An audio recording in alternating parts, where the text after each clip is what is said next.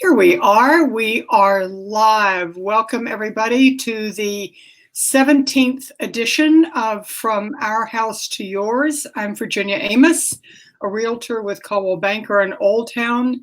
And today we are absolutely delighted to have Mike Brown, Chief of the Alexandria City Police Department, with us. Welcome, Mike. Off air, he told me that this is his 23rd straight day of work. So if you see bags under his eyes, you'll know why. Now, let me ask you something. I know that shortly after you became chief of police, we had the shooting at Simpson Field, which was not an auspicious beginning. And I know that you've been prepared for terrorist. After all, we're next to the nation's capital. I know that we have had individuals facing federal charges who've been housed in the local jail. But did you ever imagine that your city would be shut down for 3 months because of a virus? No, and quite frankly, many of us, myself included, will tell you that this is not something that's in the playbook for policing. This is a medical emergency situation, and Simpson Field is something we plan for. We train for those kinds of things. We have policies about it. This department's very good at that, and you saw that on that day in June a few years ago.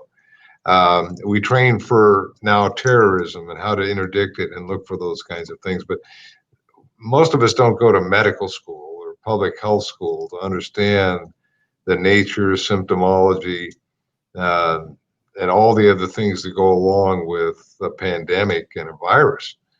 And so we're learning as we go along. When we started this, the police department started in February. With conversations with the Virginia Department of Public Health and other city departments, trying to track and understand what we were looking at.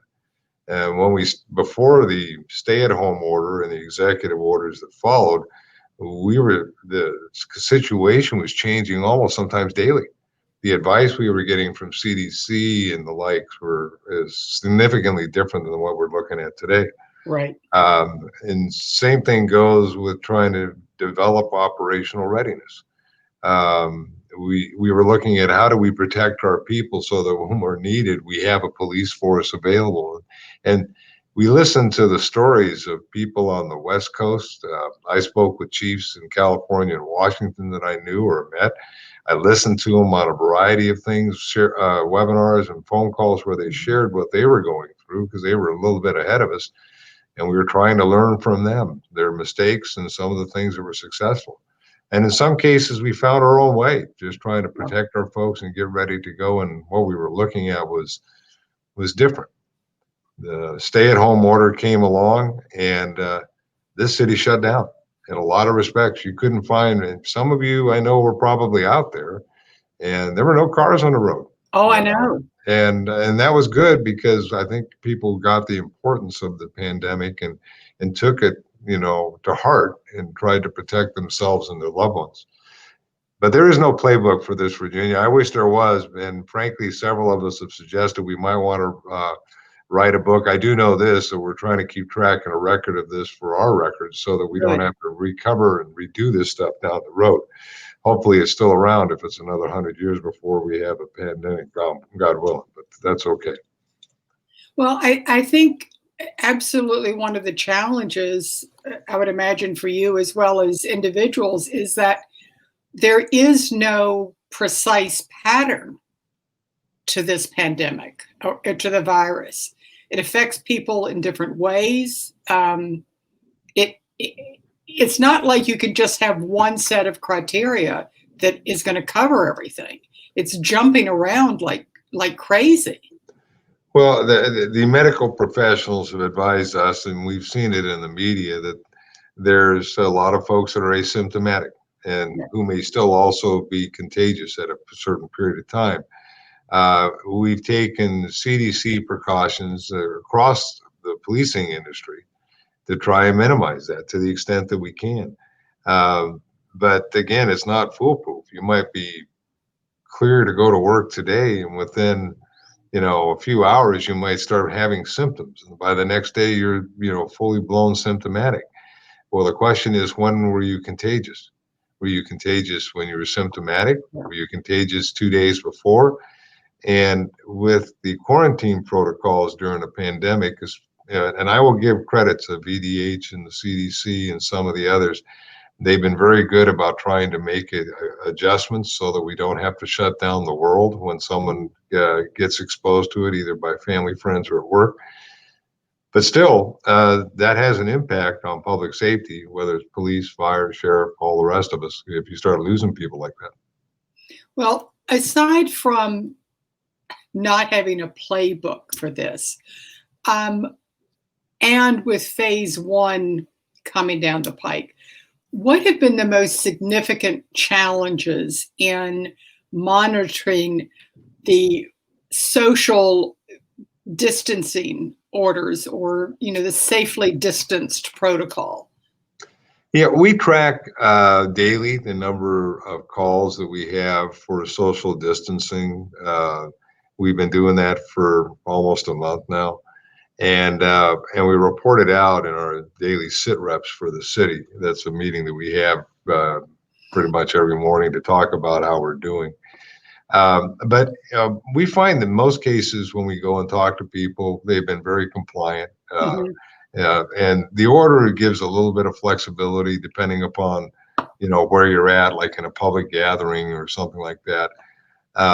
So we haven't had to arrest anybody or issue any tickets. And I think that's pretty much the approach that most of the law enforcement agencies, at least in Northern Virginia, have been doing.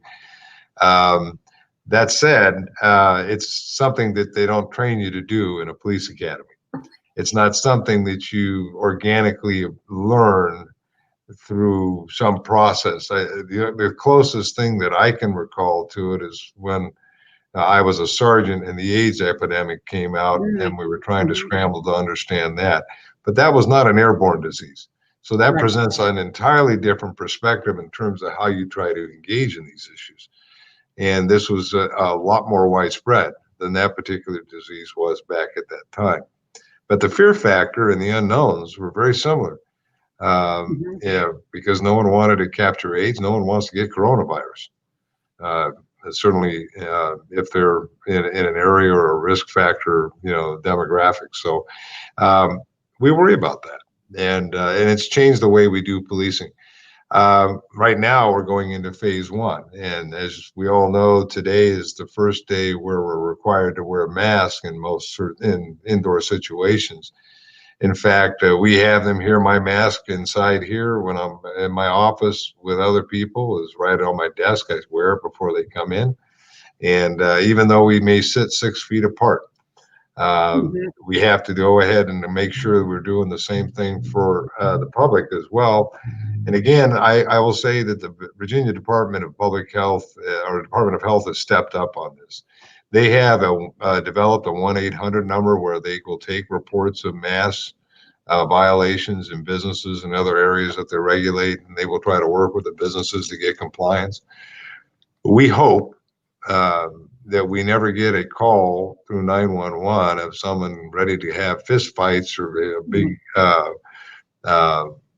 create a problem in a business establishment or elsewhere because of masks. We will respond to those like we would a noise complaint or a fight complaint or something like that, but we don't need to fight about masks. Let's go on with our lives. Let's be healthy. Let's be safe. Let's wash our hands. Let's make sure we wear the face covering when it's appropriate. Let's start opening up and respect everyone's space in that period of time. Well, I, for one, am in no hurry to go back into public spaces very much. I'm just happy to kind of sit back and let it develop a little bit longer. Well, there's a lot of apprehension. I've heard that from a lot of folks. I've been out in various parts of the city, largely related to some of the job that we're dealing with. In fact, we had several weeks ago a rather large group of folks that were it was a beautiful day on Sunday, and they all decided to go down to King Street, the lower end of King Street, Yep. Waterfront Park, and the like. And so we had a social distancing issue. I saw that, and we had plans which we put in place for the following weekend, and everyone came around and did fine. But when you're out there talking to people about this, that apprehension that you speak to is not unique. And it's not unique in the fire or policing arena either. I've talked to some of the firefighters and certainly our officers, and there's a certain amount of apprehension, but they still do it because it's their job, and we give them as much protection as we possibly can and information so they can protect themselves. Well, that's what I was, one thing I wanted to ask you, that you and I would imagine that the fire chief are simpatico about how you're going forward and how you're protecting the men and women who work for you. Yeah, each particular public safety job has its own challenges. Right. The fire department schedule different than, and they reside with one another. They work as a team. They flock as a team. In policing, there's a tendency sometimes, especially if you're not busy, to flock as a team, and we've had to restrict that, retrain our folks, make sure we have the right number of people there, and that we take precautions so that unless we have to, we don't unnecessarily expose ourselves. For example, we started taking some minor crime reports and others by electronic means, which is a system we've always had, but we've expanded it during this period of time. And for the most part, it seems to be working well. Cases that need follow-up or followed up on by enforcement staff. In terms of the fire department, they look at their world a little different than ours, and they've adjusted some protocols. We now have PPE in a sufficient enough supply where it's given us at least a chance to take a breath. When we first started this, the advice we were getting as far as PPE was kind of all over the map because they were just learning how the coronavirus is going. I'm not faulting anybody. And the other part of it is many of us didn't have it on our shelves. Yeah. We had masks on our shelves that would work great in a biochemical situation or a demonstration, but the filters didn't necessarily weren't compatible with preventing the spread of the coronavirus, so they were not useful to us. And we have a sergeant in property who we let loose, and that poor guy found everything that we could possibly find, and he did it, got it to us, and it took a while to get to us, but we initially gave everyone at least one N95 mask, and then the cloth masks started coming in and some other things, and we're in a good place now. But it was very concerning when we first started this episode in the beginning of March and the latter part of February. Oh, I think it was for everybody. It was just that that rush to find something that you felt like could protect you, and also that if you had to stay at home, that you had supplies, that that instinct. Well, and the other thing that most folks don't realize, and we talked a little bit about it before, the police and the fire and the sheriff's deputies, they're just like everyone else. They have other kind of demands. We have our officers, for example, with children, many cases can't find childcare because the childcare is closed. Their kids are home and not at school. They have been for a while. In some cases, they have a spouse or significant other that's lost their job during this period of time, and so they're facing some fiscal issues. But that's what's happening across our communities, and the police are no different. Some are doing better than others, but they face those challenges, and we try to accommodate them to the extent that we can. Another thing that's interesting, and we didn't think about this but it's unique to this virus, is that we have employees who at home have individuals that are at risk or medically compromised.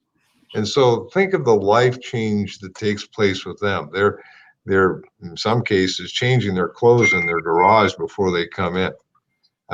immediately washing their clothes, taking showers so that they don't have to inadvertently bring something in that might jeopardize a family member.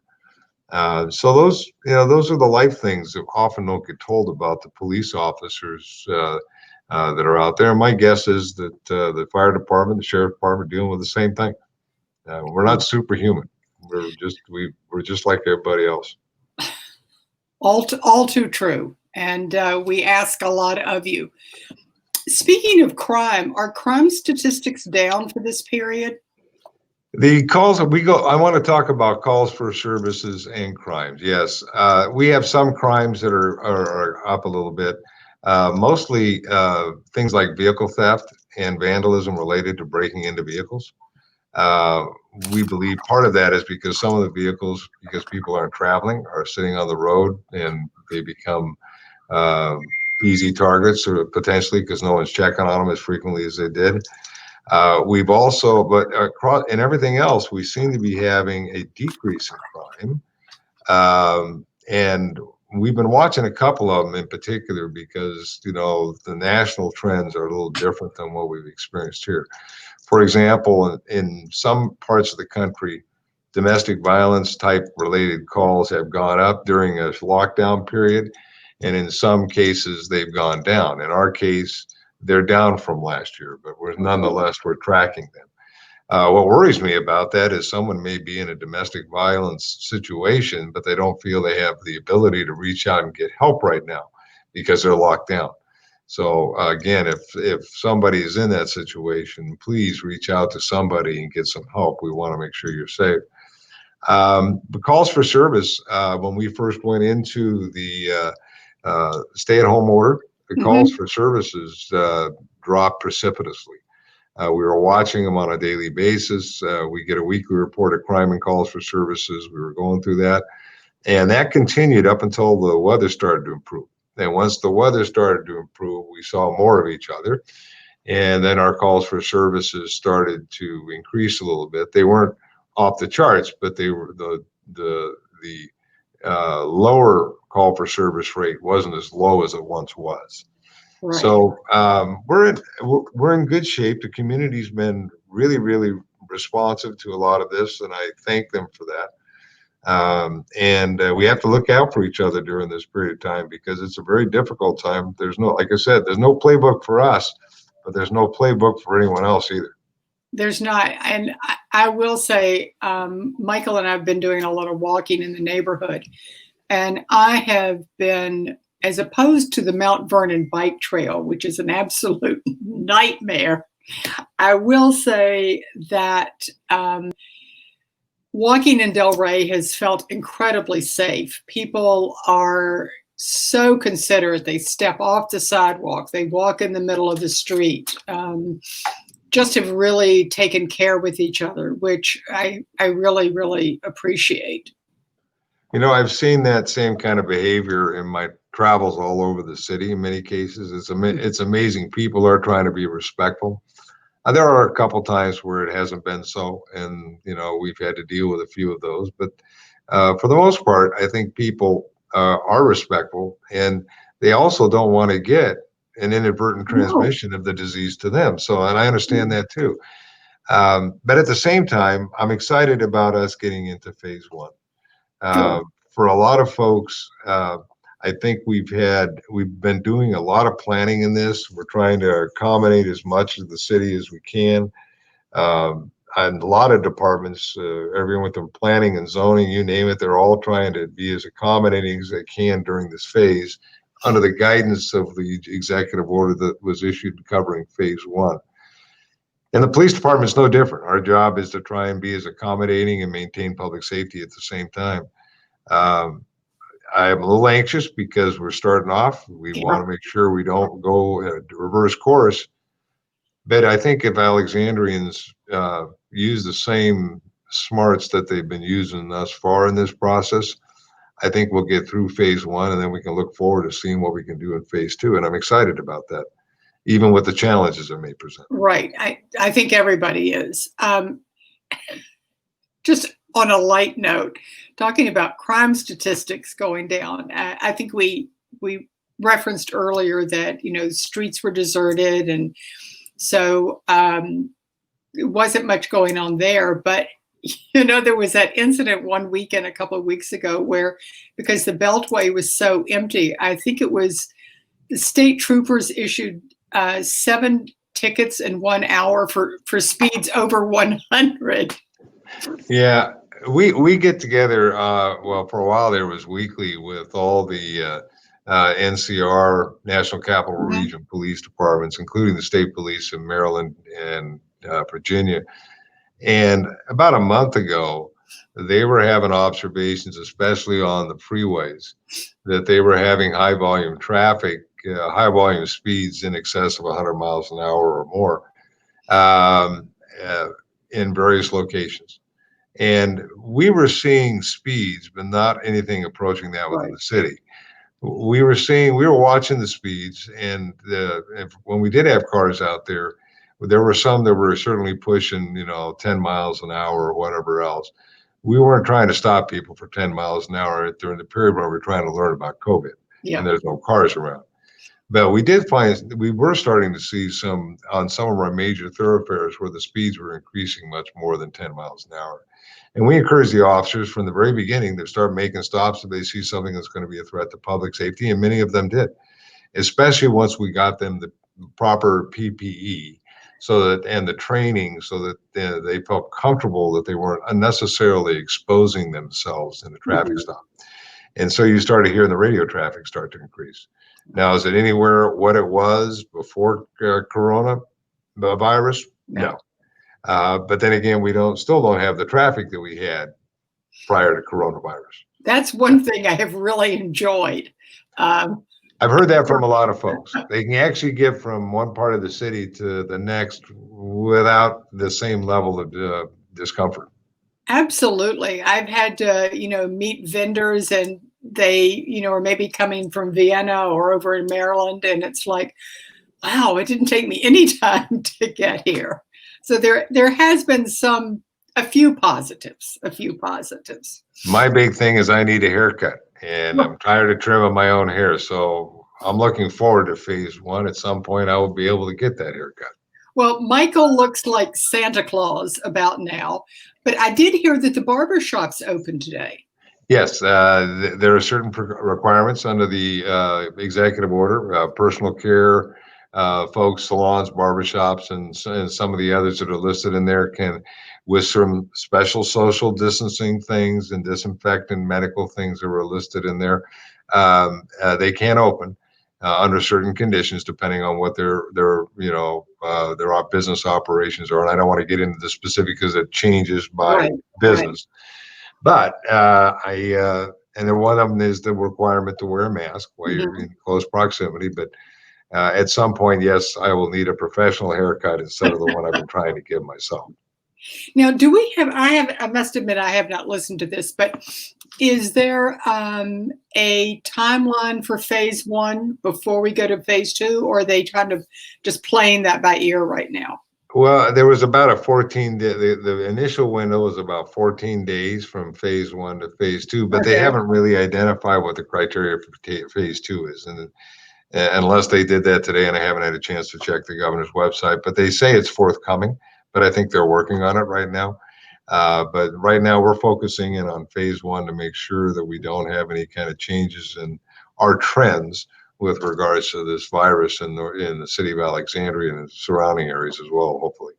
And if we can keep that going, then we can certainly move forward with hopefully phase 2, which may open things up a little bit more, and hopefully carefully.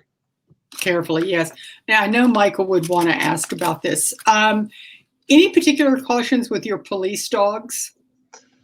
Or have they been subjected to the same kind of restrictions? Well, it's interesting. We've not had a problem with the dogs. We have a number of them that are new dogs that are in training, so they're not necessarily out on the street yet, so that's working fine. The other dogs that are not in training, they've been business as usual for the most part, and they've been safe. We've not had the information we've been getting on transmission to animals, especially dogs, has not been of concern to us, and the advice we've gotten is it's fine. Nonetheless, we don't normally let the dogs go in unless we absolutely have to into a house or something like that. But we've had to do that a couple times, depending on what the case is. I'd much rather send the dog in to deal with than bringing subjects out and sending officers in if we had to do that. Right. So that's the kind of philosophy. The dogs are, they still seem to be happy. They come to work happy, and I've seen a couple of them since this has started, and they look like they're just ready to rock and roll all the time. They just want to get out there and do their jobs. Yes, that's it. That's for them. That's fun. That's playtime, and they're an excellent piece of the department. They do a great job. They do, and they help us out a great deal. And sometimes we don't give them the recognition that we do. All right, we're going to wrap up here in a little bit because it's been incredible that you've taken this time to talk to us, and we really appreciate it. A little bit on the lighter side, I know that you are a motorcycle fan. I won't say fanatic, and that you have a new motorcycle. Have you been able to get out on it? Well, I had a lot of motorcycles when I was younger, and I used to race them when I was young and foolish. Then kids came along, and then I had to sell the motorcycles because I guess I was supposed to be around long enough to get them through college. Right. Motorcycles, let's just say I am a big fan of motorcycles. I didn't get one yet. Oh, I've been looking. You've been looking. Okay. But I got to tell you, I have this apprehension that if you look at the demographics for a person my age and motorcycles, usually it's not that good. I think it's probably because we're a little bit slower and maybe we're a little bit more reserved than we were when we were 25 years old. But yeah, I do love motorcycles, and I love watching them, and I love the motors will bring. Some of them have their own bikes. Some of the guys and gals that ride their own bikes will show them to me. Occasionally I'll get on one. I'm just trying to see if I qualify to drive one of those tricycles, the T3s that we have in the back lot. We'll see. But thanks for asking. Oh, you're welcome. I did that one for Michael. I tell him the same thing about just a two-wheel bicycle. He's too old to be on it. No, I still ride my two-wheel bike, but okay. Yeah, but I'm not so sure about one that goes vroom vroom. I'll let that for the younger people. Well, listen, thank you again so much for being with us. And I'm thinking that maybe we'll come back in about a year's time and revisit this extraordinary time and just, see where we are and what changes, because, there is no going back to normal. We're just going forward into a new way of being with each other. It's changing a lot of dynamics and just with people, and in certain professions where people are involved, it has changed it radically. And policing is no different. Right. And we'll be able to return to certain things, but certain things we probably used to do, we may never do again. Yeah. And we're going to make an assessment of that. One of the things that Mr. Jenks has asked us to do is look at some of the things that we used to think we had to do in person, and was it really good to have it done somewhere else? There may be some benefit that we're not thinking about, and this may force us into looking at those things a little bit more closely. Yeah, I know exactly what you're talking about. So I hope you get to go home sometime soon. I've got one more thing to do, but this was a delight to be with you this afternoon. And to all your listeners, thank you for being so good during this stay-at-home period, and I hope you stay well. Virginia, thank you for the opportunity to be here with you today. Thank you, Chief. We'll talk to you soon. Okay, bye-bye. Bye.